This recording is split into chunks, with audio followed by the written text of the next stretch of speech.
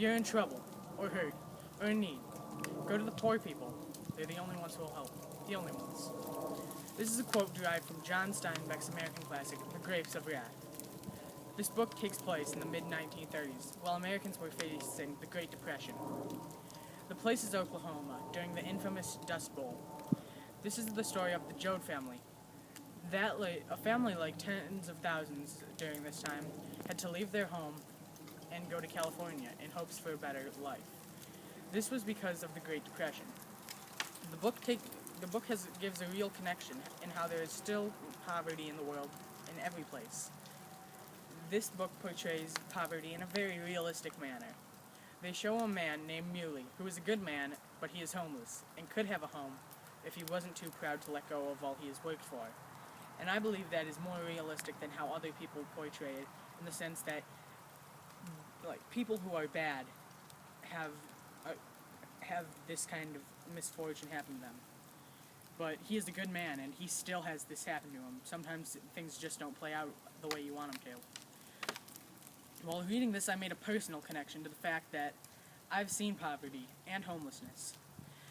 And it happens everywhere, and I think everyone has seen poverty, whether they can recognize it or not.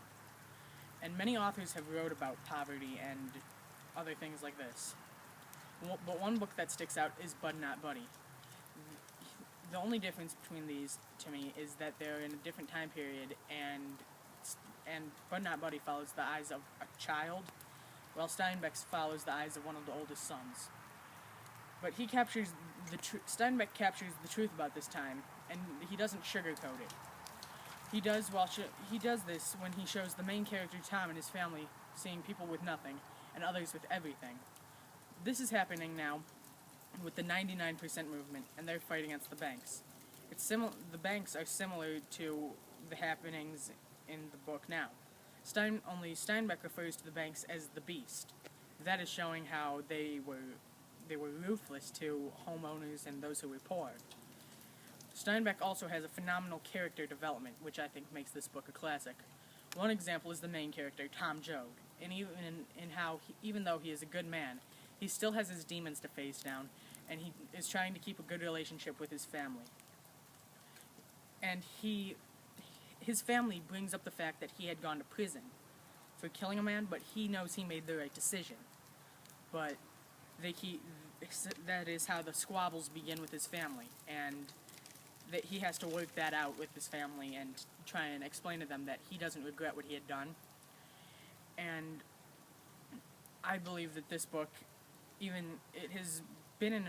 was published in 1939. And as far as American literature goes, it's withstood the test of time. Because of its theme, which is, with perseverance, there will be always hope for a better tomorrow. And when faced with challenges of right and wrong, you cannot be neutral. You must take a stand and pick right or wrong, whichever side that may be. Here's